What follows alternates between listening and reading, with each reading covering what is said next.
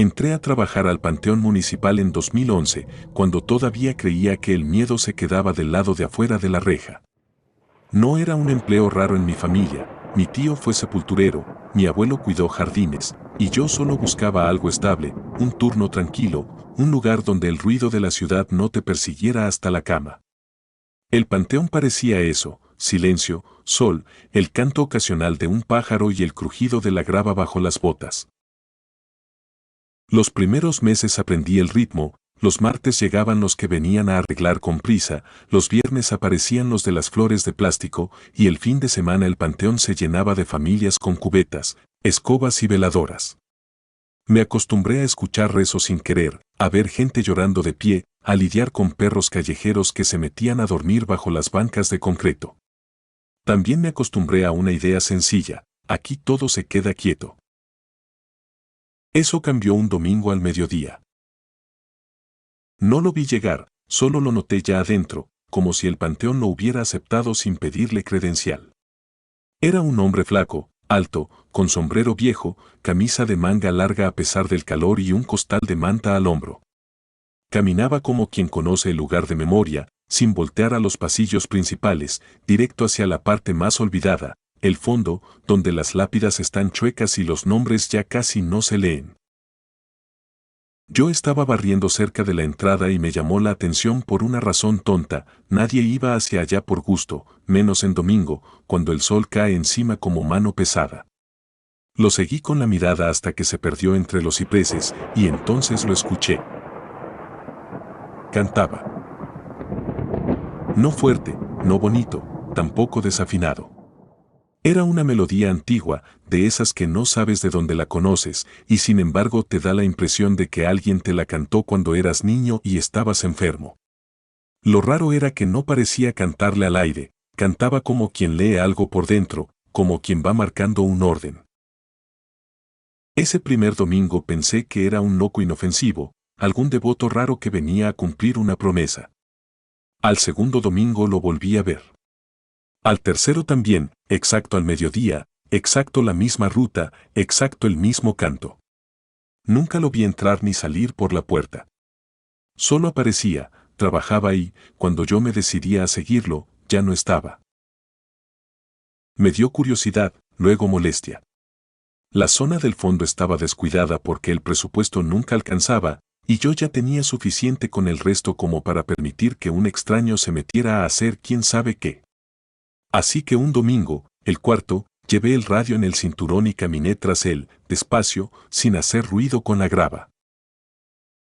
Lo encontré arrodillado frente a una tumba sin flores, sin foto, con el apellido casi borrado. Traía una brocha, una botellita de agua y un trapo. Limpiaba con paciencia, como si estuviera preparando una mesa para visita importante. Luego acomodó dos piedras pequeñas a los lados de la lápida, sacó de su costal una rama de romero y la dejó sobre el nombre. Volvió a cantar, más bajito, y al final pasó la palma de la mano sobre la tierra, alisándola, dejando todo perfecto. Yo estaba a unos metros, y aún así sentí algo incómodo en el estómago, una presión que no venía del calor. Pensé en hablarle, pero me detuve cuando vi lo siguiente: el hombre sacó una libreta, abrió en una página marcada con hilo, y con un lápiz fue apuntando algo como si estuviera pasando lista. No escribía rápido, escribía seguro, como quien no necesita pensar. Una ráfaga de viento levantó polvo, las hojas secas se movieron, y el canto se apagó de golpe. El hombre cerró la libreta, metió todo al costal y se puso de pie. Me miró, y fue la primera vez que tuve la certeza de que sabía que yo lo seguía desde antes, que me había permitido llegar hasta ahí. No dijo nada. Solo me sostuvo la mirada con una calma que no era humana, o por lo menos no era de este lugar. Después caminó hacia un pasillo lateral, cruzó entre dos mausoleos y lo perdí. Cuando llegué, no estaba. No había puerta, no había salida, solo muros y lápidas. Ese mismo domingo, en la tarde, encontré la primera señal de que algo no estaba bien: una tumba, 2 filas más allá de donde lo vi, tenía la tierra levantada, como si alguien hubiera empujado desde abajo. No había herramientas cerca, ni huellas claras, ni rastro de gente. El montículo era pequeño, pero suficiente para que se notara. Pisé alrededor con cuidado, buscando hundimientos, y sentí la tierra blanda, recién movida. Tomé una pala y quise emparejar, por puro instinto. Cuando metí la hoja, el suelo cedió con facilidad, como si estuviera cansado de sostener su propio peso. Dejé eso como animal y me quise convencer. Pero al siguiente domingo apareció otra tumba igual y al siguiente otra más. Siempre en el fondo, siempre en tumbas olvidadas, siempre después del mediodía. Empecé a revisar los registros del panteón, por trabajo y por terquedad. Encontré nombres que nadie reclamaba, pagos vencidos, parcelas marcadas como sin renovación. El patrón era claro, las tumbas que se levantaban eran de gente que ya no tenía a nadie. Me pareció una coincidencia triste, hasta que un lunes llegué temprano y vi algo que me dejó helado. La zona que el hombre limpiaba estaba impecable. No más o menos limpia. Impecable como nunca la habíamos tenido. Las lápidas sin letras brillaban. Las cruces de hierro, sin óxido visible. Las malezas, cortadas al ras. Y sobre varias tumbas, exactamente sobre la parte donde va el nombre, aparecía una ramita de romero, fresca, como recién cortada. En el trabajo uno aprende a desconfiar de lo que ve, porque siempre hay explicaciones, alguien quiso ayudar, alguien pagó, alguien se metió. Pero nadie se mete a limpiar lo que nadie visita, y menos con ese esmero. Además, había algo más, en dos lápidas, donde antes no se alcanzaba a leer casi nada, ahora el apellido se distinguía, como si el tiempo se hubiera echado para atrás. Ese domingo me quedé esperando desde las 11:30. Me escondí detrás de una capilla pequeña, con vista a los pasillos del fondo. El sol se clavaba en la nuca, y aún así sentí frío en los antebrazos. A las 12 en punto, el canto empezó sin que yo viera a nadie, y luego lo vi, el hombre ya estaba ahí, arrodillado, como si hubiera estado todo el tiempo y yo apenas pudiera enfocarlo. No quise gritarle ni correr. Me acerqué con cuidado, apretando la linterna en la mano como si eso sirviera de algo. Cuando estuve a unos pasos, él levantó la vista y, sin abrir la boca, el canto se me metió en la cabeza. No era sonido en el aire, era una idea repetida, un ritmo que empujaba mis pensamientos hacia un lugar antiguo. Entonces abrió su libreta. No vi su letra, vi nombres. Muchos. Filas completas. Y al lado de varios, una marca como de cumplido. Me hizo un gesto mínimo para que mirara bien y mi orgullo me hizo dar otro paso. No sé por qué lo hice. Solo lo hice. En la parte baja de la página, escrito con el mismo lápiz, estaba mi nombre completo. Con mis dos apellidos. Con la misma forma en que lo firmo en la nómina. Al lado, no había marca, pero había una fecha, el domingo siguiente. Sentí que se me secaba la boca. Quise preguntarle qué significaba, pero la voz no me salió. Él pasó la hoja, como si no fuera gran cosa, y señaló otra línea, la tumba frente a nosotros, la que había limpiado el primer día que lo vi. En la piedra, bajo la capa de polvo que yo no había notado antes, estaba un apellido que reconocí de inmediato, el de mi madre, el de mi familia. Yo nunca tuve parientes enterrados en ese panteón. O eso creía. Me fui de ahí sin correr, pero con las piernas temblando. Volví a la caseta, me senté, tomé agua, traté de convencerme de que era una broma cruel, de que alguien había revisado mi credencial, de que el tipo solo era un fanático.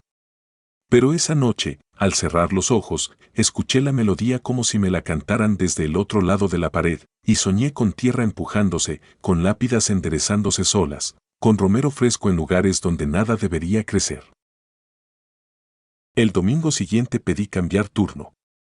Dije que me sentía mal. Mi jefe se rió y me dijo que los domingos eran tranquilos, que dejara de inventar. Aún así, logré que un compañero me cubriera medio día. Me fui a mi casa y me encerré. Apagué el teléfono. Me acosté sin dormir, esperando que el mediodía pasara como se pasa una fiebre. A las 12:10, tocaron la puerta. No fue un golpe, no fue insistencia. Fue un toque suave, educado, de visita. Me quedé quieto. El toque se repitió, y luego escuché el canto, bajito, al otro lado de la madera.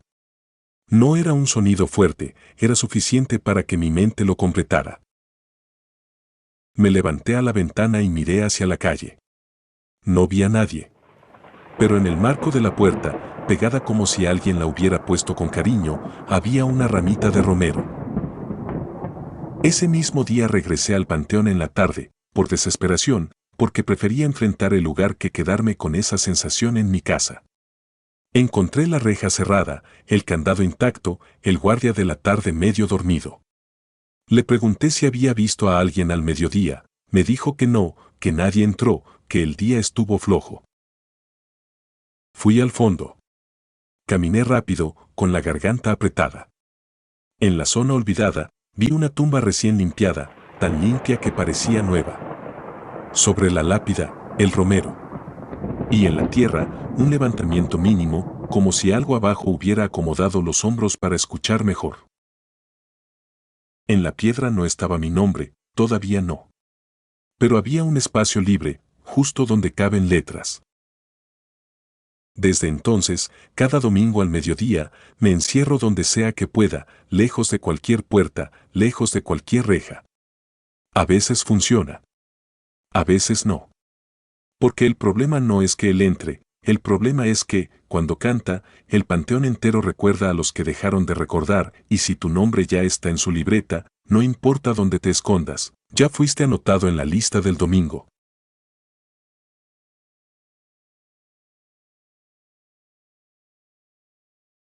Negativos. No lo conté durante años porque suena a invento y porque cada vez que lo intento recordar con calma me vuelve esa sensación pegajosa de estar siendo observado, como si el aire tuviera ojos. Pero pasó. Y pasó en un cementerio, de día, con gente alrededor, con perros callejeros buscando sombra, con un vendedor de flores gritando ofertas en la entrada.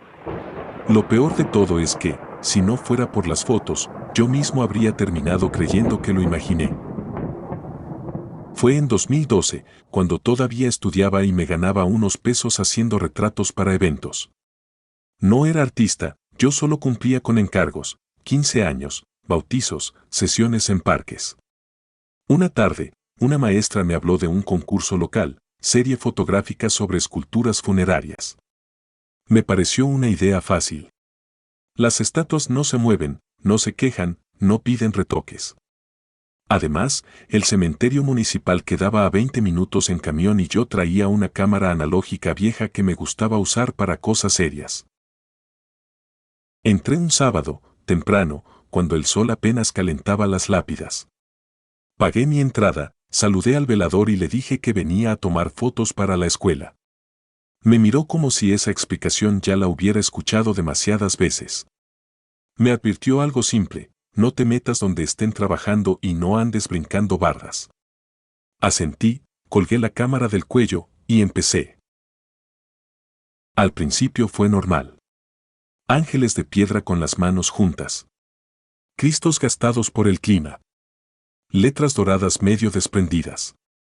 Macetas con plantas que sobrevivían por terquedad. Tomaba una foto, apuntaba el número de la tumba en una libreta y seguía. Yo buscaba detalles, dedos quebrados, alas con moho, caras lisas por el tiempo.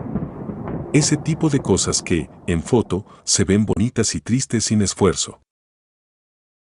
Como a la media hora encontré un pasillo menos transitado, donde las tumbas eran más viejas y las esculturas tenían ese estilo de antes, con figuras de tamaño real.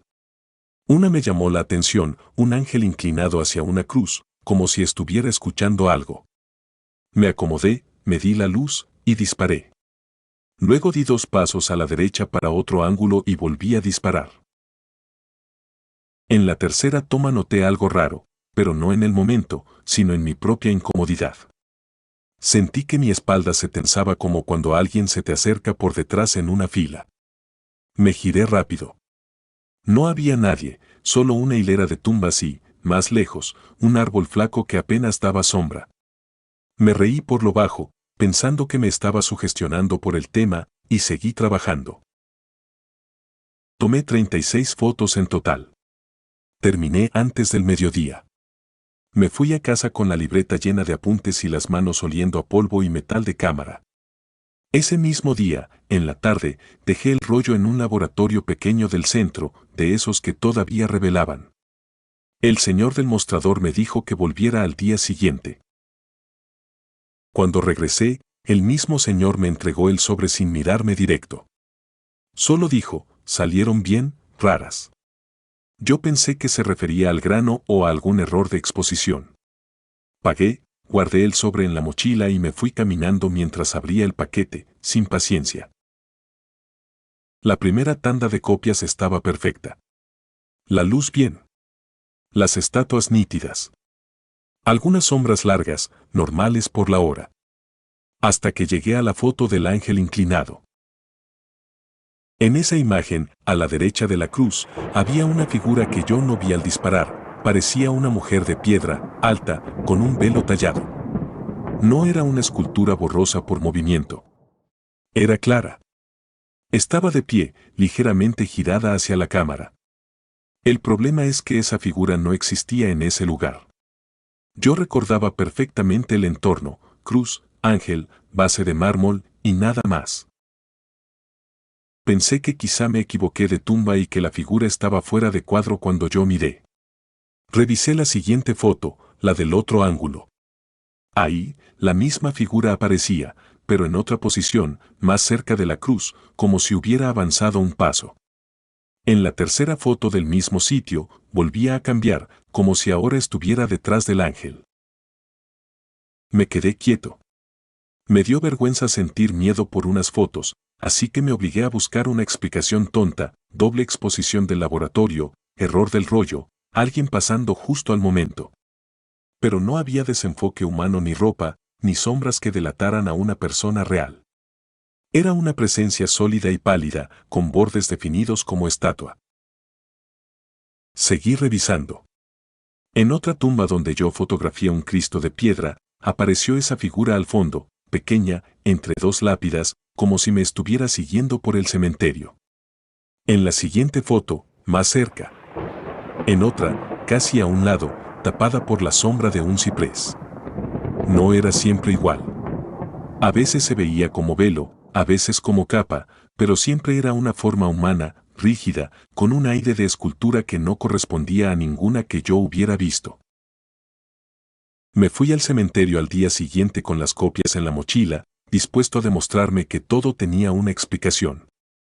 Entré por la misma puerta, busqué el pasillo donde estaba el ángel y caminé contando filas.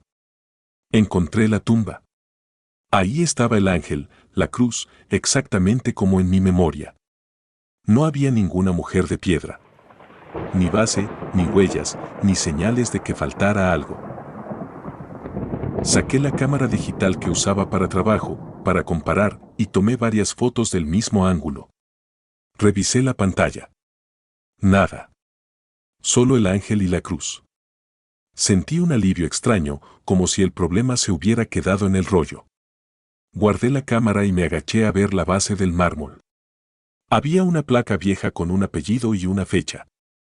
Eso fue lo que me heló, el apellido era el mismo que el mío, solo con una letra distinta. No dije nada. Me alejé caminando más rápido de lo normal, tratando de volver al área principal donde había gente. Pasé por un grupo que limpiaba una tumba y por una señora que acomodaba flores. Yo quería escuchar voces, pasos, cualquier cosa cotidiana. Entonces, en uno de los pasillos, vi una escultura que juraría que no estaba el día anterior, una figura alta, con un manto tallado, sin rostro claro desde esa distancia. Me detuve. Pensé, ahí está. Ya está. Era real. Solo que ayer no la vi.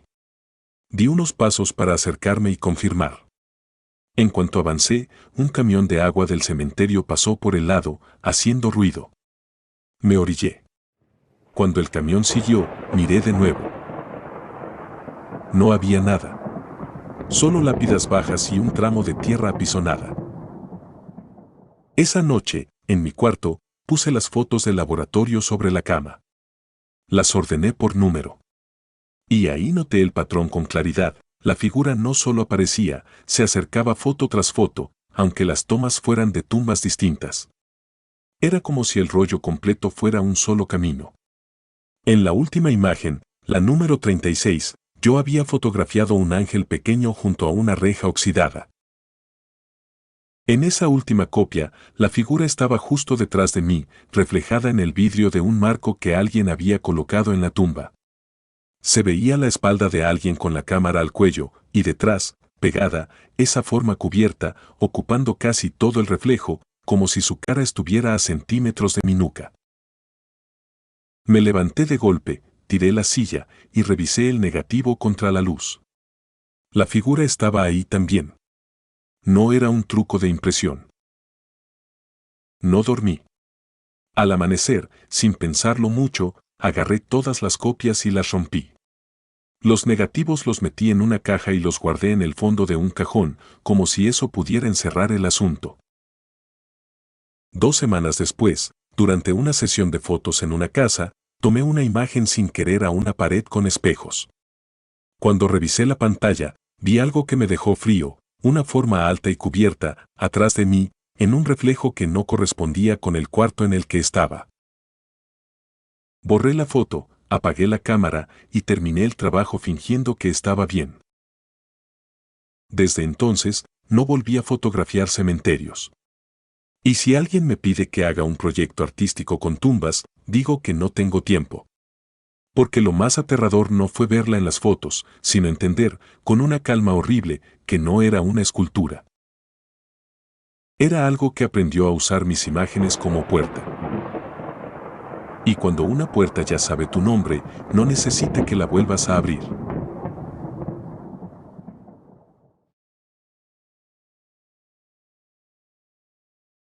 La puerta sin nombre. Yo entré al panteón por necesidad, no por valentía. En 2014, cuando la constructora donde trabajaba cerró de un día para otro, acepté el puesto de mantenimiento nocturno en el Panteón Jardines del Monte, a las afueras de una ciudad del norte. El administrador me lo vendió como algo tranquilo: regar, revisar candados, apagar veladoras, reportar daños. Aquí lo peor son los vivos, me dijo, y hasta me dio risa. Las primeras semanas fueron normales, monótonas, con ese olor a tierra fría y flores viejas que se te pega en la ropa. Yo caminaba con lámpara, libreta y un radio que casi nunca agarraba señal. El velador anterior me dejó un cuartito con un catre, un termo y una lista de rondines. El panteón, visto de día, parecía ordenado: pasillos rectos, secciones por apellidos, capillas pequeñas, bancas, árboles. De noche era otra cosa. El mismo orden se volvía una cuadrícula que no terminaba, un lugar donde cada sombra parecía estar esperando tu paso para moverse. Lo que cambió todo fue una carpeta manchada de humedad que encontré en el archivo de la administración. Yo estaba buscando llaves duplicadas cuando vi una caja de cartón aplastada, marcada con plumón, planos viejos. Dentro había recibos, permisos, papeles de los años 80 y al fondo un mapa grande doblado muchas veces, de esos que huelen a papel guardado por décadas. La tinta estaba deslavada, pero se alcanzaba a ver el trazo del panteón, solo que no era el mismo. Ese plano tenía algo que el panteón real no mostraba: una sección subterránea. Al principio pensé que era un proyecto que nunca se hizo. Pero el mapa estaba detallado con medidas, accesos, marcas de ventilación y un dibujo que me llamó la atención. Bajo una parte antigua, cerca de la barda trasera, aparecía un rectángulo enorme, con letras claras: puerta sellada. No soy de imaginar cosas por deporte. Así que al día siguiente, con luz, comparé el plano con el terreno. Las líneas coincidían demasiado: el ángulo de la capilla, el camino de grava, el pozo de agua, la bodega. Solo una parte no coincidía: la esquina donde el plano marcaba un acceso. En el panteón actual había un mausoleo colectivo sin placa, solo concreto liso y un candado moderno. Le pregunté al administrador. Se quedó serio como si le hubiera mencionado una deuda. Me dijo que esos papeles no servían, que eso se tapó hace años, y me pidió que no anduviera desenterrando problemas. No explicó más. Solo me recordó que mi trabajo era cuidar el lugar, no investigarlo. Esa respuesta, en lugar de apagarme la curiosidad, me la encendió. La primera noche que volví con el plano, lo llevé doblado bajo la chamarra, como quien carga una cosa indebida. La luna apenas iluminaba y el viento levantaba las hojas secas contra las lápidas. En la radio sonaba estática, a ratos, como si alguien apretara el botón sin hablar. Yo me concentré en mis pasos, en el chirrido de la grava, en no darle vueltas a la cabeza. Aún así, en cada cruce de pasillo tenía la sensación de que el panteón no era exactamente el mismo de siempre, como si la distancia entre una tumba y otra hubiera cambiado 1 centímetro para hacerte perder la ruta. Llegué al mausoleo sin placa, el del candado moderno. La puerta era de metal pintado, recién, comparado con el resto. Tenía una argolla con cadena gruesa. No había veladoras, no había flores, no había nombres, nada.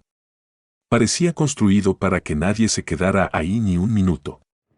En el plano, justo ahí, había una marca pequeña, registro. Busqué alrededor. A la derecha, entre maleza y una base de concreto, encontré una tapa rectangular de hierro, a ras del suelo. Estaba cubierta con tierra y una capa de hojas. La limpié con el pie. Tenía 2 orejas para levantarla. Y estaba sin candado. Me quedé un rato mirando, con la lámpara apuntando a la tapa, esperando que mi propio miedo se me pasara. No escuché pasos, ni voces, ni nada raro. Solo ese silencio pesado que hacen los lugares donde nadie quiere quedarse. Respiré hondo, metí los dedos en las orejas de la tapa y tiré. La tapa se levantó como si alguien la hubiera estado esperando. Debajo bajaba una escalera de concreto. El aire que subió no olía a humedad normal, olía a encierro, a polvo viejo y a algo parecido a medicina rancia. Alumbré hacia abajo y vi peldaños que desaparecían en una oscuridad compacta. Yo debería haber cerrado y ya.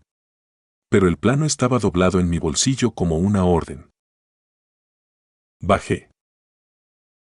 No fue una bajada larga, tal vez unos 5 metros.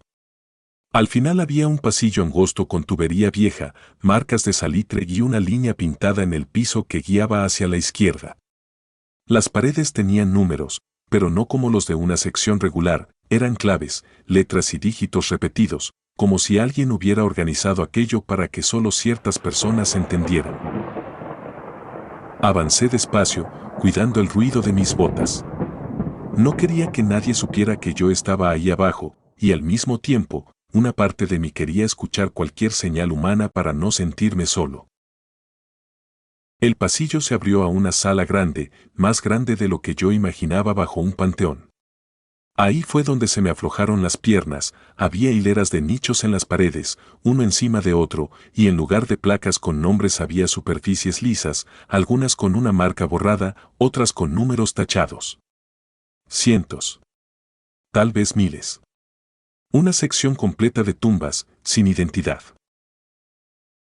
Me acerqué a una de las paredes y pasé la mano por el concreto. No era viejo como el resto del lugar, no era de los años 80, parecía reparado varias veces, como si lo hubieran remodelado para seguir usándolo. En el suelo había ruedas de camilla marcadas en polvo, huellas que iban y venían hasta una esquina. Volteé hacia esa esquina y vi lo que el plano prometía, una puerta enorme, de metal, empotrada en un marco grueso, con remaches y una rueda de cierre, como de bóveda industrial. Encima tenía un letrero oxidado sin logotipo, solo letras, algunas raspadas. Alcancé a leer una palabra completa, restringido. Y debajo, algo que parecía un código. Me dio un impulso absurdo de tocarla, como si al tocarla pudiera entender todo. Pero la puerta no era lo peor. Lo peor era lo que había frente a ella, un altar improvisado, sin santos, sin fotos, solo cera derretida, vasos de plástico y una libreta abierta, empapada por la humedad. En la libreta había firmas. Muchas. Y fechas. La primera que vi era reciente, de ese mismo año. Había nombres completos, iniciales, apodos y una columna donde alguien anotó algo repetido, entrega. Otra palabra se repetía como un sello, conforme. Ahí fue cuando entendí que aquello no era un proyecto abandonado, era un lugar activo, oculto, sostenido por manos de gente que subía a la superficie y sonreía como cualquiera. El panteón era la máscara de algo más. Y entonces escuché mi radio. No una voz, no una frase, sino el sonido de alguien respirando cerca del micrófono. Un jadeo leve, desesperado, como si el aparato hubiera quedado prendido en el bolsillo de otra persona y esa persona estuviera a mi lado. Miré el radio, estaba apagado. Aún así, el sonido seguía, y con él llegó un golpe seco, muy distante, que pareció venir de detrás de la puerta. Yo me quedé congelado. Esperé otro golpe. No llegó. En su lugar, el aire cambió, como cuando se abre un refrigerador enorme. Mi lámpara parpadeó una vez, y el haz de luz se fue hacia arriba por sí solo, iluminando el techo de la sala. Allá arriba, en una viga, había una cámara. No era vieja. Era una cámara moderna, con un foco infrarrojo encendido. En ese momento sentí la vergüenza del ladrón y el miedo del que ya fue visto. Me guardé el plano a toda prisa, cerré la libreta como pude y retrocedí sin dejar de apuntar la lámpara. Quise correr, pero las piernas no me respondían bien. Cuando por fin di la vuelta al pasillo, escuché algo que me heló más que cualquier golpe, pasos arriba, sobre la tierra del panteón, justo encima de mi cabeza, caminando con calma, como quien sabe a dónde va. No eran mis pasos. Subí los escalones casi sin aire. Empujé la tapa de hierro con las manos temblorosas y logré dejarla en su lugar. Me quedé unos segundos abrazado al suelo, escuchando. El panteón estaba en silencio otra vez, pero ese silencio ya no era normal, era un silencio que vigila. Regresé al cuartito del velador sin mirar atrás. Dejé el plano dentro del casillero y lo cerré con llave. No dormí. Me senté con la espalda contra la pared, esperando el amanecer como si fuera un rescate. A la mañana siguiente, el administrador me recibió con una cara que no le había visto nunca. No me preguntó si estaba bien. Solo me puso una hoja enfrente, era mi baja por recorte. Me daba el finiquito en efectivo, ahí mismo.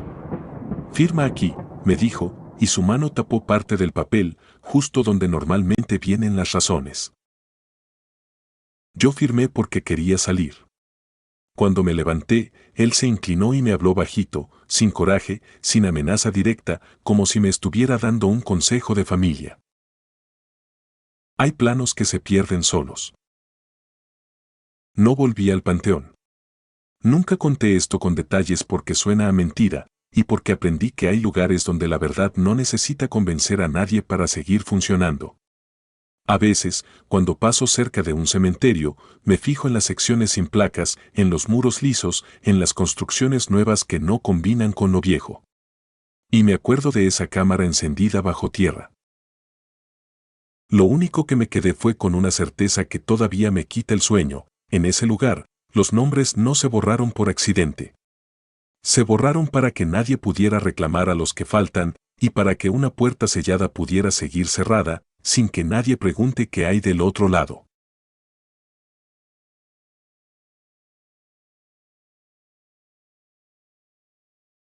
Ruidos en la coladera.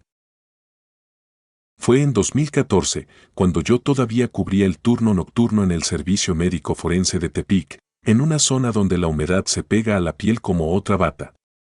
No era mi primer año en morgue, pero sí el primero en el que empecé a notar que el edificio tenía horarios propios, como si respirara distinto según la hora. A esa hora, la ciudad afuera baja el volumen y adentro lo único constante es el zumbido del extractor, el chasquido de los guantes al acomodarlos, el olor a desinfectante que se te mete en la garganta y ya no te suelta. Esa noche entró un NN por hallazgo en Canal. Llegó con el papeleo incompleto, como suelen llegar cuando la patrulla trae prisa y la fiscalía no quiere preguntas.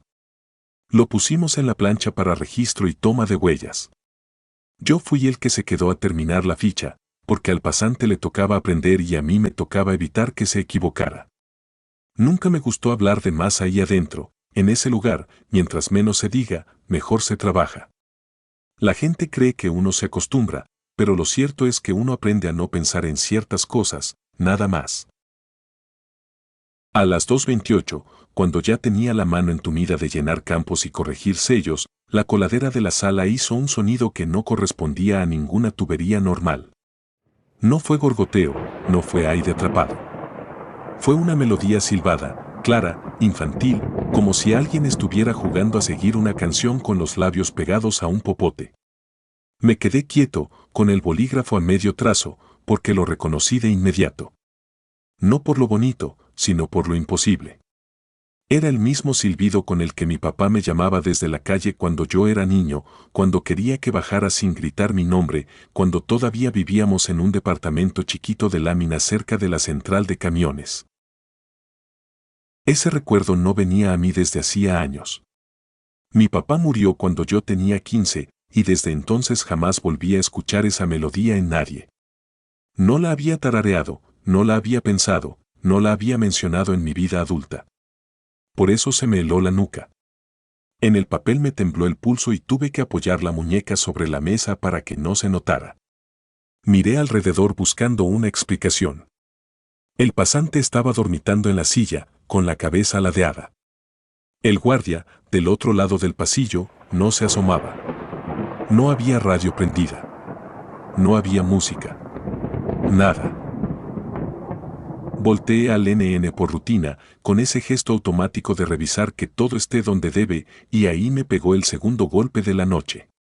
Tenía una marca vieja en la barbilla, una cicatriz delgada, quebrada, exactamente igual a la de mi padre. No era una cicatriz cualquiera. Mi papá la tenía desde joven, por una caída en bicicleta que siempre contaba igual, con los mismos detalles, como si el cuento le diera risa aunque se le notara el orgullo. Esa marca fue lo primero que yo aprendí a reconocerle cuando era niño, porque al abrazarlo me rozaba la cara. Verla ahí, en alguien sin nombre, en una plancha fría, me secó la boca. Me acerqué lo suficiente para comprobarlo.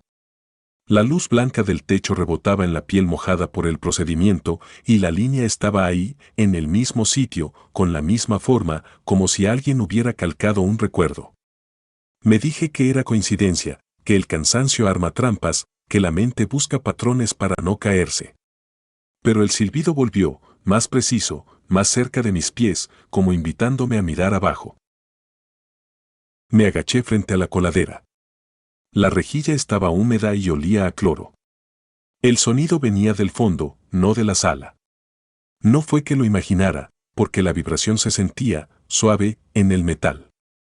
Una parte de mí quiso llamar al guardia, prender todas las luces, hacer bulla, romper la noche. Pero otra parte, la más vieja, la del niño que bajaba corriendo cuando escuchaba esa melodía, me jaló hacia lo que no debía. Fui por una pinza larga de acero, de las que usamos para sacar material atorado sin meter la mano. Me dije que era un objeto tapando el paso, una tapa mal puesta, algo que con la presión del agua generaba esa nota. Metí la pinza entre las ranuras y la bajé despacio. La punta raspó algo duro, algo pequeño. Hice presión, lo sujeté, tiré con paciencia. Lo que salió no fue plástico, ni tornillo, ni una grapa. Fue un diente de leche, ennegrecido, como quemado por dentro, con la raíz corta y la corona opaca. Se me quedó en la pinza como si pesara más de lo normal. Lo vi de cerca, y el detalle me revolvió el estómago. En un costado tenía una muesca, una pequeña mordida vieja. Yo había tenido un diente así. Mi madre lo guardó años en una cajita, y una vez lo vi cuando buscaba monedas. Me acordé de la forma sin querer. No sé por qué me acordé tan claro. No tenía sentido. Ninguno. Lo lógico era tirarlo, lavarlo, reportarlo como hallazgo extraño. Pero ahí adentro la lógica se vuelve una lámpara que a veces alumbra y a veces falla, y esa noche yo estaba con la lámpara fallando. Me acerqué al NN. Sin pensar en grande, sin pronunciar nada, puse el diente sobre su boca, apoyado en la lengua, como quien deja una prueba para saber si algo cambia.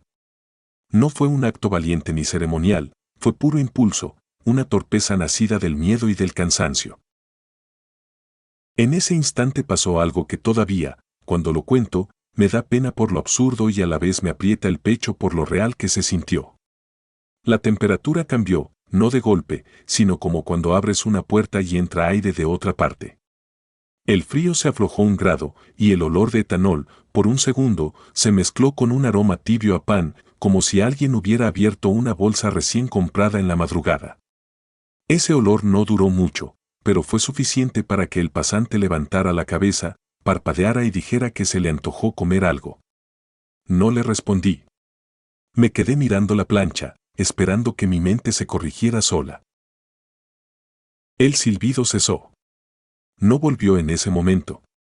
Me quedé con una sensación rara, como si hubiera hecho algo que ya estaba escrito desde antes y yo nada más lo ejecuté. Guardé la pinza, limpié la rejilla con cloro por nervio y regresé a la mesa a terminar el registro.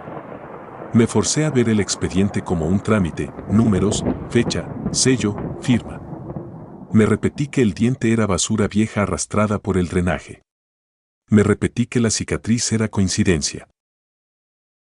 Antes del amanecer, cuando tocó imprimir la ficha para el archivo, noté que había un nombre escrito en el recuadro donde yo había dejado NN. No era un nombre cualquiera. Era el apellido de mi padre y su primer nombre completo. Con acento donde iba.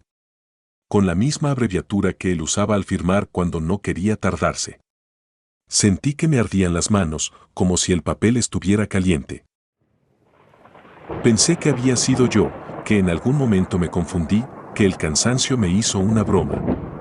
Abrí el registro digital para verificar. También estaba ahí. Revisé el historial de edición. Marcaba un cambio a las 2:28. Yo no había tocado la computadora en ese minuto. Estaba junto a la coladera. Ahí fue cuando hice lo que cualquier persona racional diría que hay que hacer, fui al locker por mi termo para tomar agua y aclararme.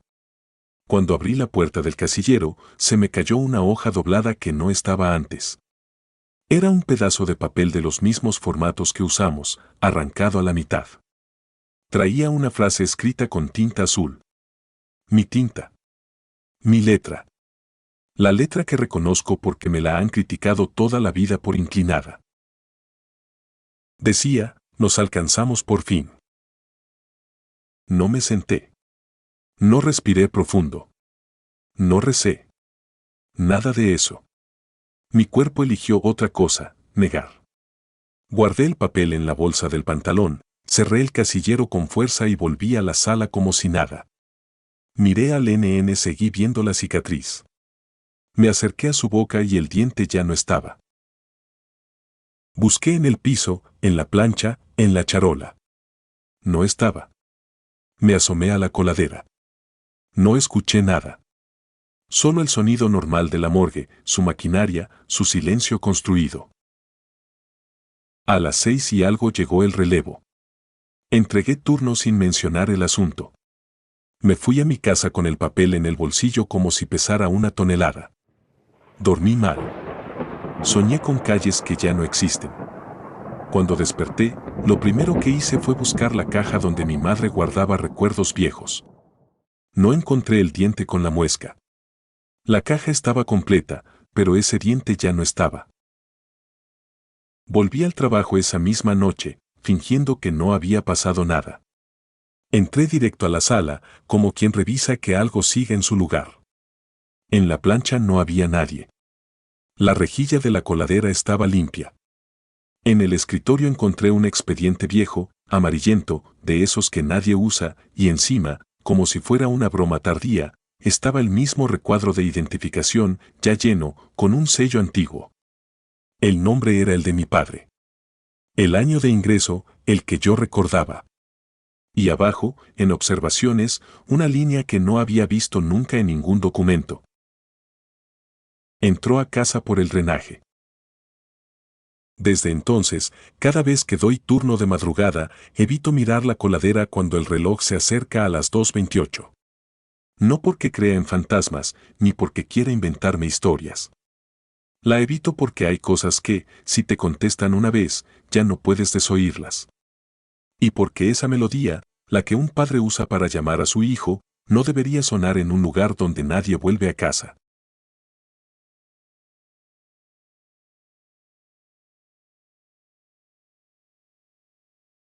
La etiqueta que no existía.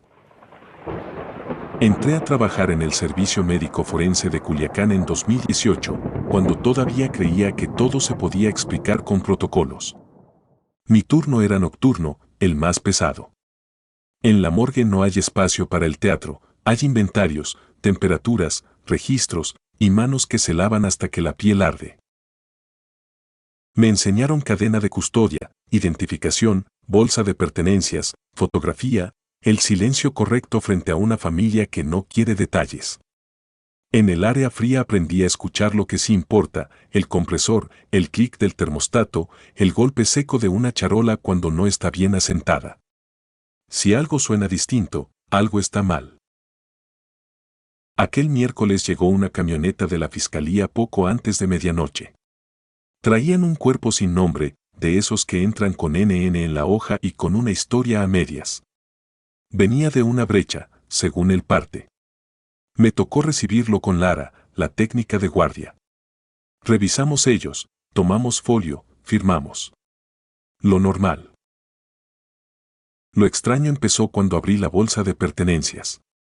Había una cartera sin identificación, un llavero común y una pulsera de hilo gastada.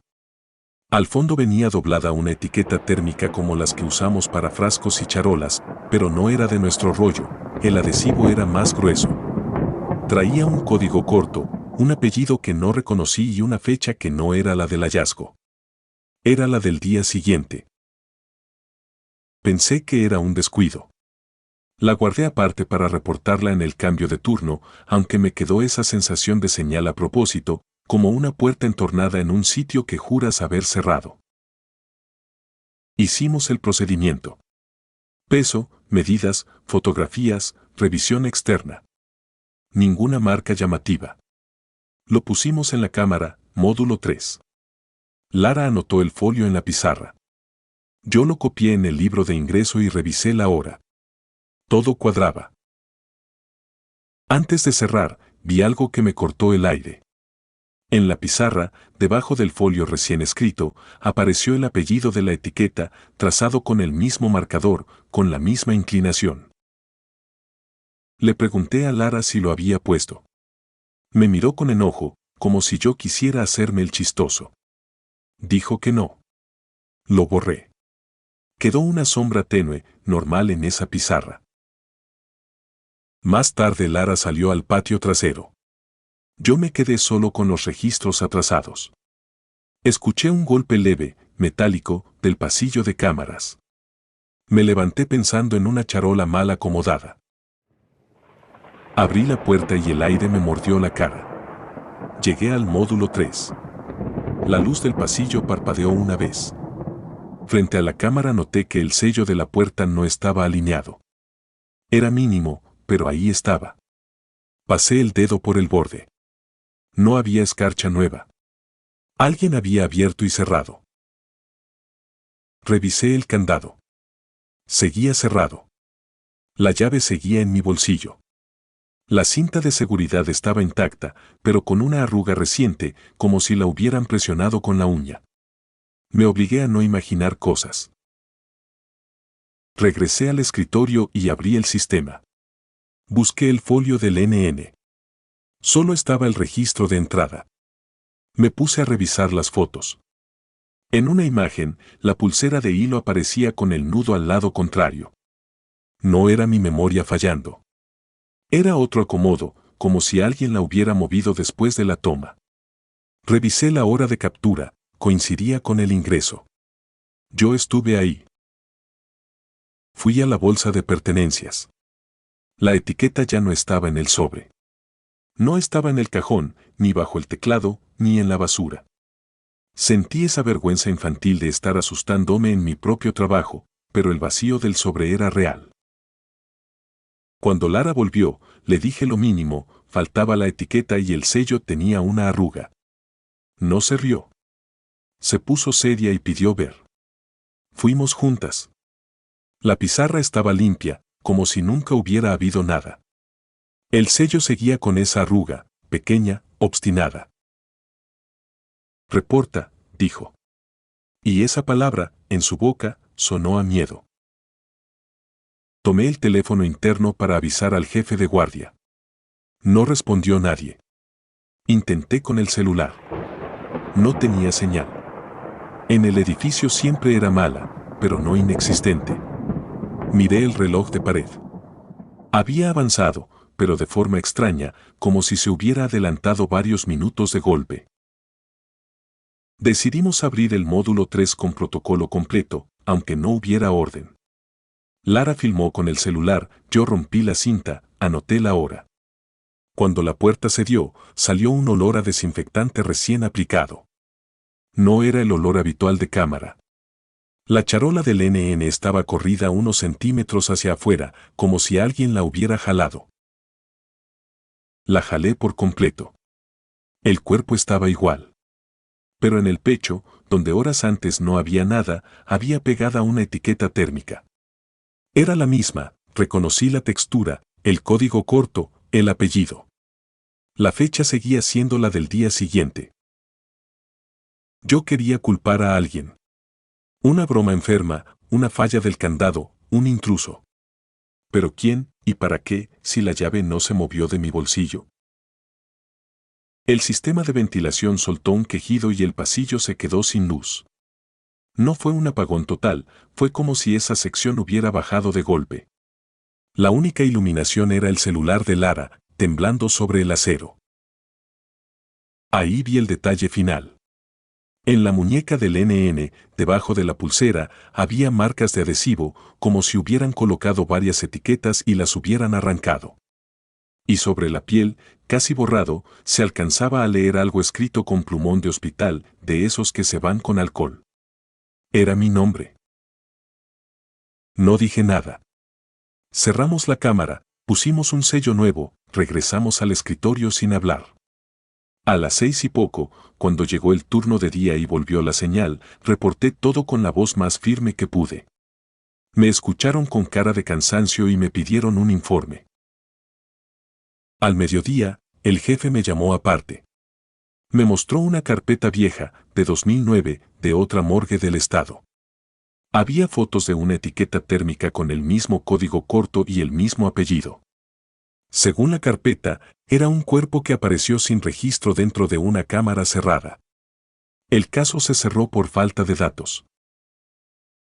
Esa mañana salí con el sol ya alto y la camisa pegada a la espalda. Me lavé las manos otra vez en una llave exterior, por pura manía. En casa intenté dormir, pero cada vez que cerraba los ojos veía la pizarra con ese apellido apareciendo sin razón.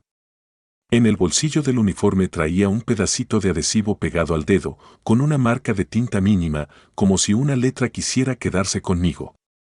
Días después, la impresora de etiquetas escupió una tira sin que yo la pidiera, mi nombre completo, sin folio ni fecha. La rompí y la tiré, pero por meses abrí cajones con cuidado, esperando encontrar otra. No renuncié ese día. Pero desde entonces, cada vez que imprimo una etiqueta, reviso la fecha 3 veces. Y cuando alguien me pide cubrir un turno nocturno extra, siempre digo que no. Hay cosas que en la morgue no se explican, solo se aprenden a evitar.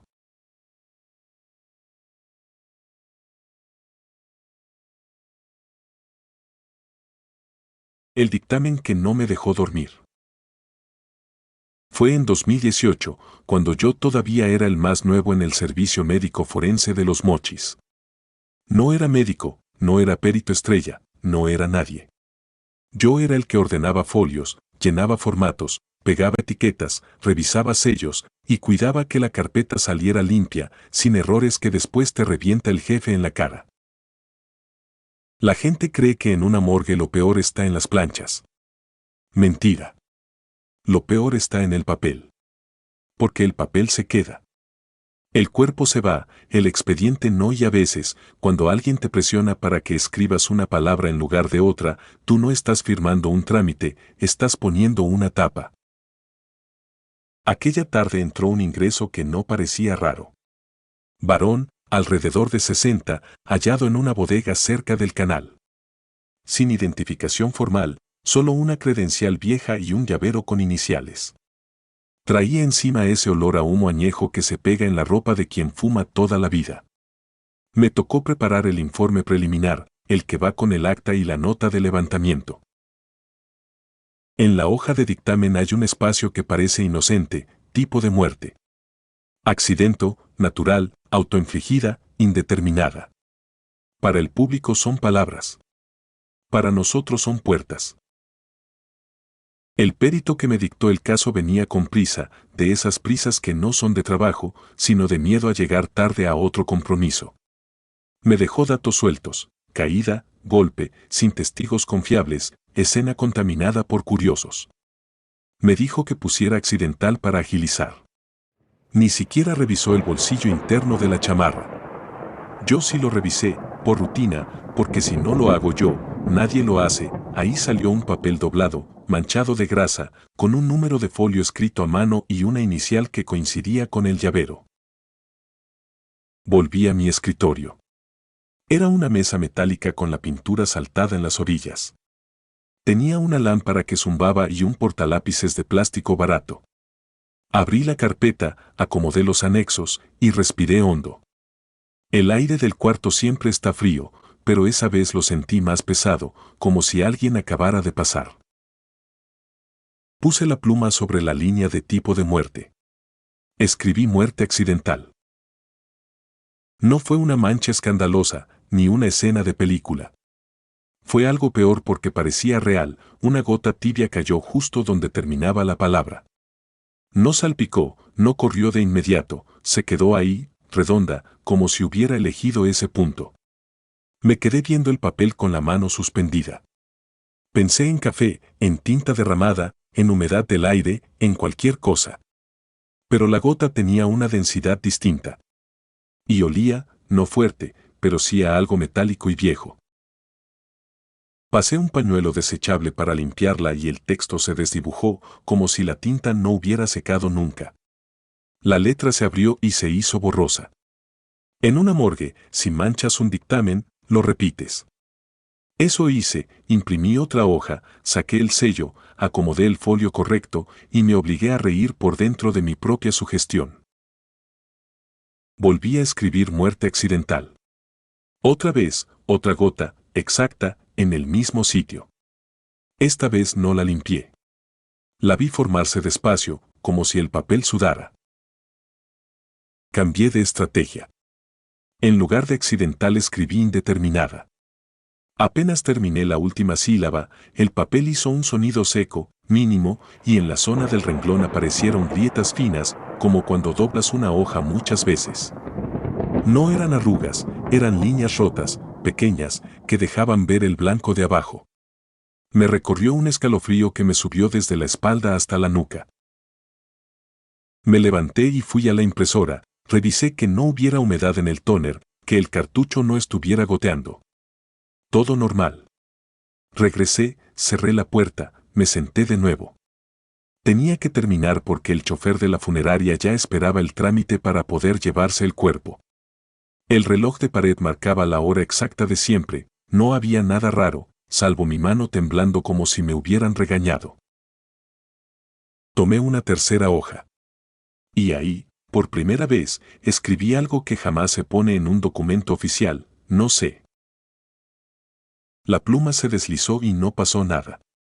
Ni gota, ni grieta, ni mancha. La palabra quedó limpia, quieta, seca. Sentí una vergüenza absurda, como si el expediente me hubiera ganado una discusión. Pero también sentí alivio. Me dije que era coincidencia, que mi cabeza estaba jugando conmigo, que la morgue te mete ideas. Iba a tachar esa barbaridad y volver a lo correcto cuando noté un detalle en la esquina inferior. Donde van las firmas, junto al recuadro del perito, apareció un trazo nuevo, finito, como hecho con lápiz. No era mi letra. No era la del perito. Era una firma parecida a la que venía en la credencial del fallecido, esa firma gastada de quien firmó muchas veces en su vida. Y al lado, pequeñito, como escrito con cuidado para no ser visto, estaba la palabra gracias. Me quedé sin aire. No grité. No corrí. Lo que haces en una morgue cuando algo no tiene explicación es buscar una explicación que no te haga quedar como loco. Revisé si alguien había entrado. La puerta seguía cerrada. Revisé cámaras, el monitor mostraba pasillos vacíos. Fui con el guardia y le pregunté si alguien había pasado al área administrativa. Me dijo que no, que solo el chofer y una señora que preguntó por un familiar y a ella la mandaron a trabajo social. Regresé y el olor a tabaco viejo se sentía más claro, como si alguien acabara de apagar un cigarro cerca. Me arrimé al escritorio y vi la pluma, el nivel de tinta estaba casi igual, pero la punta tenía un brillo extraño, como si hubiera tocado otra cosa. Entonces pensé en el papel del bolsillo interno, el que encontré. Saqué el anexo y vi el número de folio escrito a mano. Era un folio viejo, de otro caso, de otra carpeta. Lo busqué en el sistema, por curiosidad y por terquedad. Me salió una nota escueta, pendiente de reclasificación por incongruencias en escena. Y el nombre que aparecía como responsable del primer levantamiento era el de un policía municipal que yo ubicaba de vista. Un tipo que siempre llegaba sonriendo demasiado, como si nunca pasara nada serio. No hice denuncia, no llamé a nadie. En ese momento, yo solo quería que el documento dejara de mirarme. Pero me obligué a hacer una cosa bien, cambié el dictamen. Quité accidental. Dejé indeterminada. Y en observaciones escribí, con lenguaje frío, lo único que era cierto, existen datos que requieren ampliación, se solicita revisión de circunstancias de hallazgo y cadena de custodia. Nada más. Entregué la carpeta con las manos sudadas. El chofer firmó, se fue, y yo me quedé ahí, tratando de convencerme de que todo era estrés. Esa noche, al volver a mi casa, me lavé las manos más de lo normal. Cenando, me pareció que el olor a humo seguía pegado en mi ropa, aunque yo no fumo. Me dormí tarde, con una sensación de estar dejando algo incompleto. Al día siguiente regresé temprano. Abrí la oficina, prendí la lámpara, y lo primero que vi fue la pluma, estaba vacía.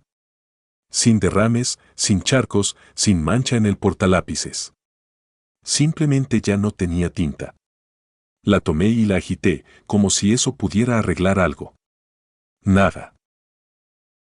Me incliné sobre el escritorio y ahí fue cuando el olor me golpeó de nuevo, más claro, más cerca, tabaco viejo, como aliento de alguien que ha esperado años para que por fin se escriba lo correcto.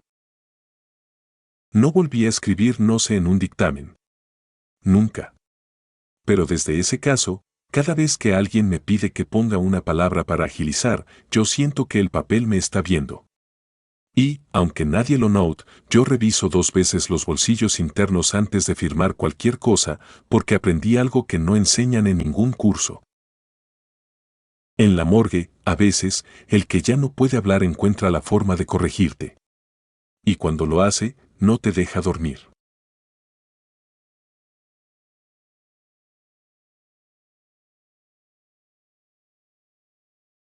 La maleta de la tumba 14. Yo trabajé de velador en un panteón de Sinaloa en 2014, por una temporada en la que no había de otra. El turno era sencillo en el papel, cerrar portón, rondines, anotar entradas de carrozas si llegaba alguna, cuidar que no se metieran a robar floreros o placas. Lo pesado era el silencio de ese lugar cuando se apaga la ciudad, porque el panteón no se queda quieto, cruje, se enfría, y uno empieza a escuchar hasta su propia respiración como si fuera ajena. La primera semana no pasó nada fuera de lo normal. Perros que se brincan, borrachos que buscan atajos, familias que llegan tarde con veladoras y se van dejando cera en la banqueta. Pero el 8º día vi algo que no encajaba, una maleta negra, mediana, con ruedas chuecas, bien acomodada frente a una tumba vieja. No era una bolsa de mandado ni una caja de herramientas, era una maleta de las que se usan para viajar. La tumba tenía una cruz sencilla y una placa gastada que apenas se leía por la humedad. Pensé que algún visitante la olvidó y se le hizo tarde, así que la apunté en la libreta. Al día siguiente, en mi turno, la maleta seguía ahí. La moví con el pie para ver si estaba vacía y pesaba más de lo que debía. No la abrí porque en un panteón todo tiene dueño, aunque el dueño no esté. La dejé y marqué el detalle en el reporte. La tercera noche volvió a estar, pero no era exactamente la misma. La rueda derecha tenía lodo fresco y el asa retraída olía a perfume barato, como de alguien que se arregló con prisa. Esa tumba, además, empezó a tener cosas que yo no había visto antes, una veladora nueva, una flor artificial limpia, una moneda puesta de canto sobre el cemento. Nadie del día había reportado visita. El encargado de administración, cuando le pregunté, nada más me dijo que no me metiera en asuntos de gente. Con el tiempo se hizo rutina, cada noche aparecía una maleta frente a la tumba 14 del pasillo C, siempre después de la 1, siempre acomodada como si alguien la dejara con cuidado. Nunca vi a nadie hacerlo. Las cámaras del panteón eran pocas y malas, justo esa zona no tenía. Intenté esperarme quieto desde lejos, detrás de unos mausoleos, pero el cansancio en la madrugada engaña, parpadeas y juras que no dormiste, aunque el reloj te diga otra cosa. Una madrugada me fui acercando sin linterna, con la luz del teléfono al mínimo. La maleta estaba ahí, pero ahora tenía un listón gris amarrado al cierre, como si la hubieran sellado para que no se abriera. Y lo peor no fue eso, lo peor fue que la vi vibrar, apenas, como cuando un celular está en una mesa y entra una llamada. Me agaché, pegué el oído sin tocarla y escuché un golpeteo suave, irregular, como si adentro hubiera algo acomodándose. Se me helaron las manos. En mi cabeza apareció la idea más tonta y más lógica a la vez, tal vez alguien estaba usando el panteón para esconder animales o para pasar cosas. Aún así, me quedé mirando la tumba. La placa no decía el nombre completo, solo iniciales y un año que no coincidía con el desgaste, parecía recién grabada, pero el cemento se veía viejo. Eso me dio mala espina, como cuando ves una puerta pintada de nuevo en una casa abandonada. Esa misma mañana, al entregar turno, le conté al otro velador. Me vio con cara de no te creo, pero cuando le dije la ubicación exacta se le borró lo burlón. Solo respondió, ahí no te quedes solo. No explicó nada más. Y eso, dicho por un hombre que se reía de todo, me dejó peor. La cuarta semana ya no aguanté. No por valiente, sino porque me sentía observado y porque la maleta me estaba robando el sueño. Me esperé a que el panteón quedara completamente solo. Fui por guantes, un desarmador y una bolsa grande por si resultaba ser basura. Me arrodillé frente a la tumba 14. El listón gris estaba húmedo, como recién tocado. Corté el nudo despacio y el cierre se movió solo 1 milímetro, como si adentro hubiera presión. Abrí lo suficiente para meter la mano con cuidado y encender la luz del teléfono hacia adentro. No vi nada prohibido al principio. Había ropa doblada, una cobija vieja, una cartera con credenciales y encima una bolsa de plástico con tierra del mismo panteón, todavía pegajosa. Pero al enfocar mejor, vi lo que se movía, una bolsita transparente, de esas para guardar tornillos, llena de uñas recortadas, mechones de cabello y listones de veladora todavía con cera. Cosas pequeñas, humanas, que alguien junta como si fueran parte de un trámite. Mi primer impulso fue cerrar y largarme. Pero vi un sobre manila con mi apellido escrito, con letra clara, como si alguien me conociera. Me tembló el estómago. Ese sobre no tenía por qué estar ahí. Lo abrí con el pulgar y adentro venía una foto mía, reciente, tomada de lejos, en la misma caseta donde yo me sentaba a cenar.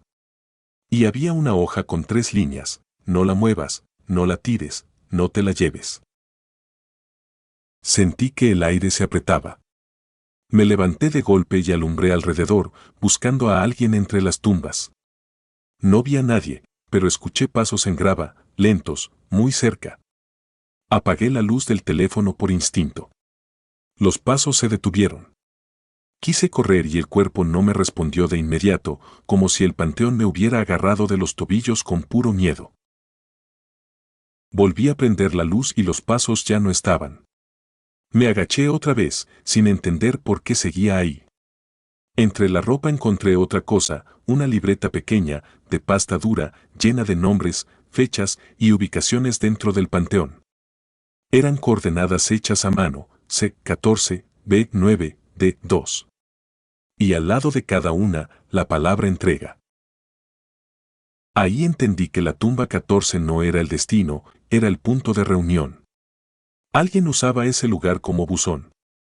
La maleta era un contenedor de entregas para algo que yo no quería saber. Pensé en denunciarlo, en hablarle a la policía. Luego pensé en lo que vi, mi foto, mi apellido. Alguien ya me tenía medido, y eso no es un susto de película, eso es algo real que te cambia la forma de caminar. Esa noche me fui al baño de la caseta y vomité. Me lavé la cara y regresé como si nada, tratando de no hacer ruido con las botas. Dejé la maleta tal como estaba, incluso le volví a amarrar el listón, torpe, con manos sudadas. Antes de irme, sin querer, miré la placa de la tumba una vez más. Con la luz correcta, se alcanzaba a leer detrás de las iniciales una frase grabada muy tenue, como hecha con punta de clavo: aquí se recibe. 2 días después, el encargado me cambió de zona por necesidad. Me mandó a rondar la parte de nichos, lejos del pasillo. Se agradecía el cambio sin discutir. Pero esa misma noche, cuando fui por café a la tienda de la esquina, el cajero me entregó el cambio y, junto con las monedas, deslizó una etiqueta de equipaje, de aeropuerto, recortada. Traía un código y, en plumón, mi nombre completo. Regresé a la caseta con el corazón golpeándome la garganta. Revisé la libreta de reportes. En la hoja de ese día, donde yo no había escrito nada, apareció una línea nueva, limpia, con letra que no era la mía: hoy te toca ver. Renuncié al día siguiente. No pedí finiquito. No di explicación. Me fui con la vergüenza de sentirme cobarde y con el alivio de seguir vivo. Durante meses, cada vez que veía una maleta en una banqueta, se me erizaba la piel. Y todavía hoy, cuando paso cerca de un panteón, no puedo evitar imaginar que, en algún pasillo sin cámara, hay una tumba que no guarda a nadie y aún así recibe cosas puntuales, como si la noche tuviera su propia oficina abierta.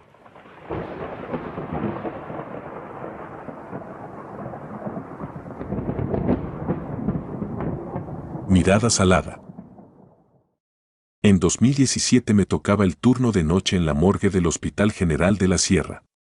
Lo pesado no era el trabajo, era el silencio cuando se iban todos, el zumbido de los refrigeradores, el cloro viejo y el aire cuando apagan los pasillos.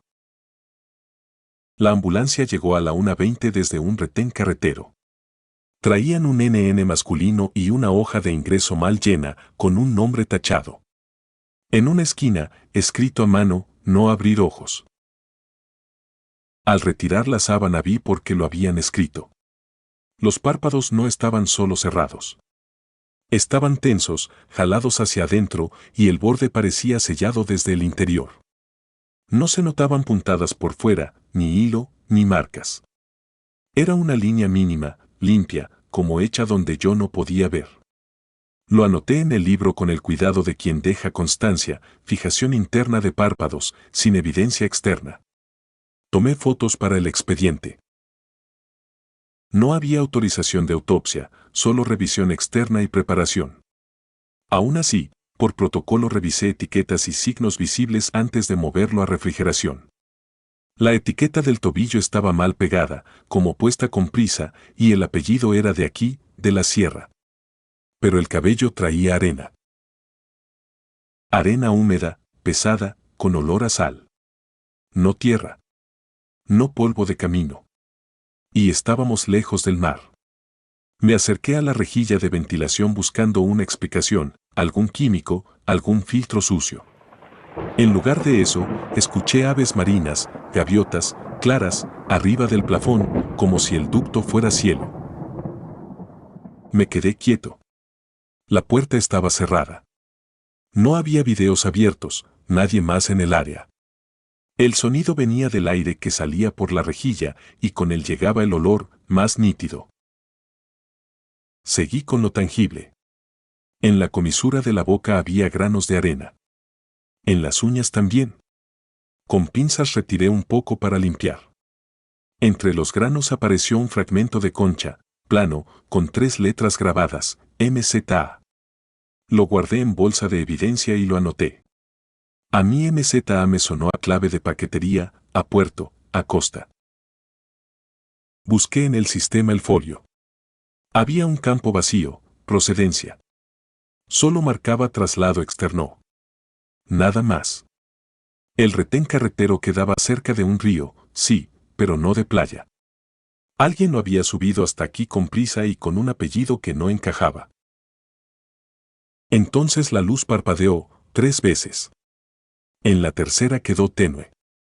El graznido se cortó de golpe, como si cerraran una puerta.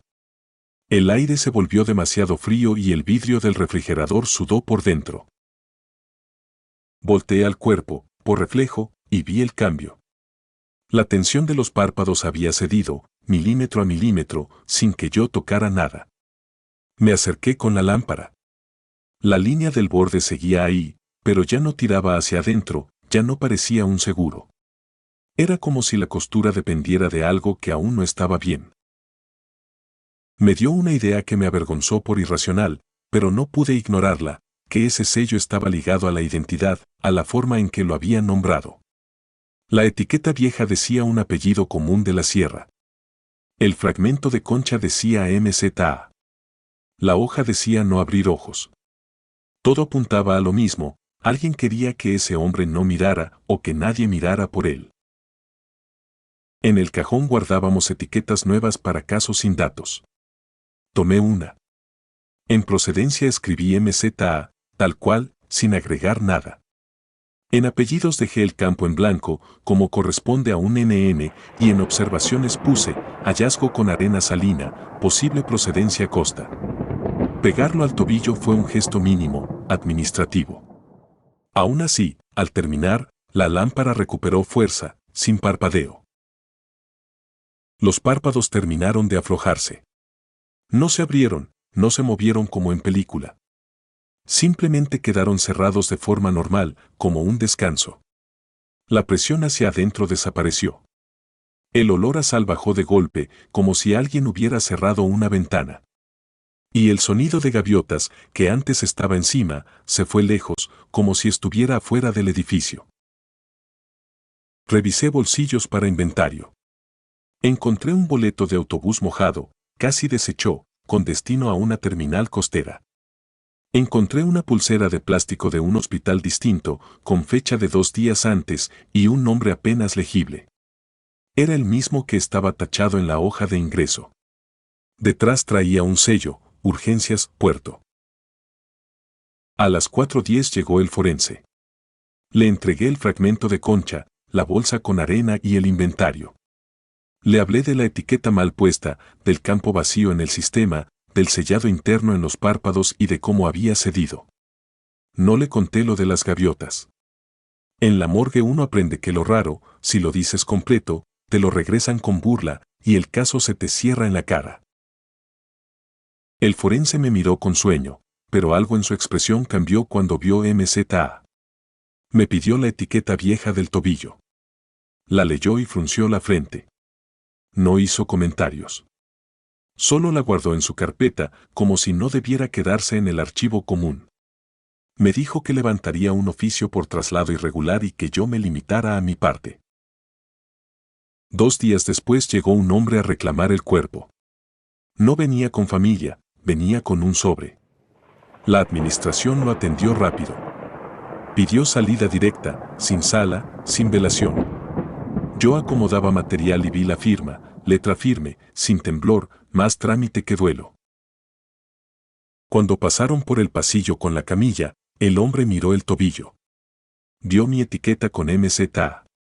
Se le marcó una molestia breve, un gesto de labios, y luego una sonrisa corta, como si decidiera que le daba igual. No preguntó por el fragmento de concha, no pidió pertenencias. Solo se fue. Esa noche, ya solo, abrí el registro para cerrar el turno. El campo de procedencia en el sistema, que yo había visto vacío, aparecía lleno. Decía un municipio de la sierra, el mismo de la etiqueta vieja. Y la observación que yo había escrito no estaba. Alguien, con acceso, había corregido el sistema al revés. Me quedé viendo la pantalla hasta que se apagó por inactividad. En la morgue, cuando una computadora se apaga, el reflejo te devuelve tu cara como si fuera de otro. Fui a lavar manos por tercera vez, aunque ya no había nada que quitar. Al volver, el aire del cuarto olía normal. Pero desde la ventilación llegó un sonido leve, no de aves ya, sino de agua moviéndose, como ola chica contra piedra. Me acerqué a la rejilla. No vi nada. Solo sentí el mismo olor salado y la certeza de que alguien, en algún lado, seguía intentando ponerle un apellido de la sierra a un hombre de costa. Yo no soy policía ni juez. Soy técnico. Lo único que pude hacer esa madrugada fue escribir 3 letras donde correspondían, aunque después las borraran. Desde entonces entendí algo que no se enseña en cursos: hay muertos que no están en paz por lo que les hicieron al cuerpo, sino por lo que les hicieron al nombre. Y si un día, en una morgue lejos del mar, vuelvo a escuchar gaviotas en la ventilación, no voy a buscar la fuente del sonido. Voy a buscar el folio, la etiqueta y la forma en que alguien intenta coser la identidad hacia adentro.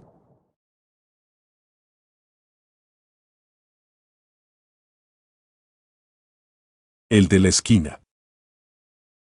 La primera vez que lo vi fue en 2013, en el panteón municipal de una ciudad que prefiero no nombrar. Yo tenía 23 y trabajaba ahí: barrer pasillos, enderezar cruces, deshiervar, abrir y cerrar el portón.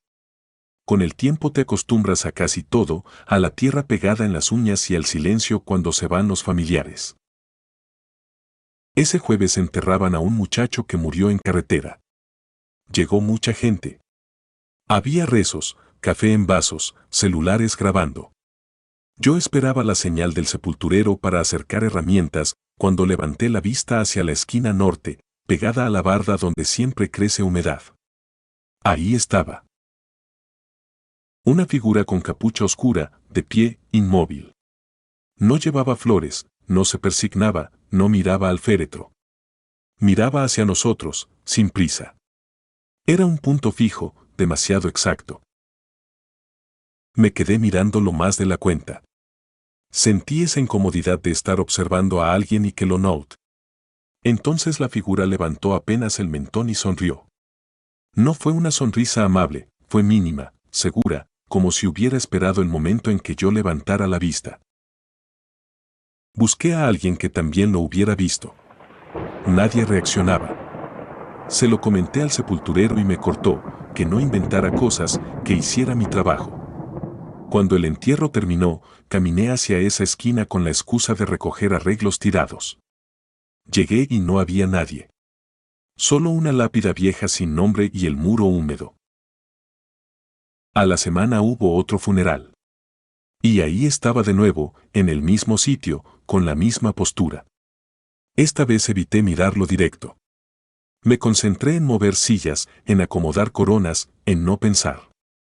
Pero de reojo lo vi, y aunque no me miraba, yo sentía que él sí. Cuando volví a alzar la vista, ya estaba sonriendo. Empecé a notar cosas pequeñas. En el libro de registro, donde anotábamos nombre y lote, aparecían marcas de lápiz que no eran mías, una media luna junto a ciertos nombres. La secretaria dijo que tal vez era el sepulturero. El sepulturero juró que él solo usaba pluma. Y las marcas seguían. Una noche me quedé a cuidar porque habían robado floreros. Me encerré en la caseta con una lámpara y un radio viejo. El foco del pasillo parpadeó y se apagó. Salí a revisar el tablero y el panteón, sin luz, se sintió más grande. Caminé hacia la esquina norte sin querer. Ahí estaba la figura, aunque no había funeral. Quieto. Esperándome. Me acerqué un poco, pensando en un ratero, en un bromista. La lámpara iluminó la capucha y, por un instante, vi que debajo no se distinguían rasgos claros. No era oscuridad normal, era como si la cara fuera un lugar sin detalle. Bajé la lámpara. Cuando la levanté otra vez, la figura ya no estaba. En el muro, justo donde se paraba, quedaron marcas recientes, como de dedos apoyados. Y arriba, a la altura de mi cara, una línea curva, como una sonrisa dibujada con grasa. Me regresé a la caseta, cerré con seguro y me quedé sentado hasta que amaneció, mirando el suelo para no mirar la ventana. Los funerales siguieron y la figura también. Con el tiempo entendí la regla: si lo mirabas fijo, él sonreía. Si lo evitabas, igual estaba. Y nadie lo mencionaba, como si el panteón entero hubiera hecho un acuerdo. Lo peor fue verlo en una foto. Una familia regresó a la oficina a imprimir imágenes del entierro. Abrí el archivo en la computadora vieja. Ahí estaban, todos formados frente a la tumba. Y en la esquina superior, pegado a la barda norte, estaba él, capucha, postura y esa sonrisa clara. Señalé la pantalla. La señora dijo que solo veía una sombra del árbol y me pidió que no la asustara. Abrí otra foto. Igual. En una, parecía más cerca, como si hubiera dado un paso. Nadie lo notaba. Solo yo. Esa noche soñé con el panteón vacío. Yo estaba junto a la barda norte, sin poder moverme, escuchando el portón cerrarse a lo lejos. Quería voltear y no podía. Cuando al fin giraba, veía mi propia sonrisa saliendo de la sombra. Al despertar encontré en mi bolsillo un papel doblado. Tenía una media luna dibujada con lápiz, el mismo trazo del registro. Lo tiré. Me lavé las manos. Y aún así, en el espejo del baño, vi que mis labios quedaban un poco levantados, como si alguien los empujara desde adentro. La última vez ocurrió en un funeral pequeño, con lluvia fina y barro pegándose a los zapatos. Cuando bajaron el ataúd, sentí esa necesidad absurda de mirar la esquina norte. Ahí estaba. Pero esa vez no sonreía. Me esperaba con la boca recta, paciente. En lugar de miedo sentí enojo. Pensé en las noches sin dormir, en las marcas, en la foto. Le caminé directo. A cada paso, el ruido de la lluvia se volvía más lejano, como si me metiera en un cuarto cerrado. Cuando estuve a 2 metros, la figura levantó la cabeza. Su cara era la mía. No igual como espejo, sino como una versión gastada, ojeras más hondas, piel más pálida, la misma forma de boca. Se quedó viéndome con calma. Sonrió apenas, confirmando algo que yo no recordaba haber aceptado. Sentí un tirón en la nuca y perdí un pedazo de tiempo. Cuando volví, estaba pegado a la barda norte, de pie, con la capucha puesta. No recordaba haber traído capucha. A lo lejos vi al sepulturero terminando el trabajo y vi a mí, el de siempre, caminando hacia la salida sin voltear. Quise gritarle. No pude. Quise moverme. No pude. Solo podía quedarme quieto, mirando. Desde entonces dejé el trabajo. Eso digo. Pero a veces me escriben, que me vieron en un entierro, parado en la esquina, serio, sin hablar con nadie. Yo contesto que están confundidos. Me creen, porque suena absurdo. Lo que no les digo es que, cuando alguien me sostiene la mirada demasiado tiempo, siento que mis labios quieren levantarse solos. Y que, en algún lugar, sigo ahí, inmóvil, esperando el siguiente funeral.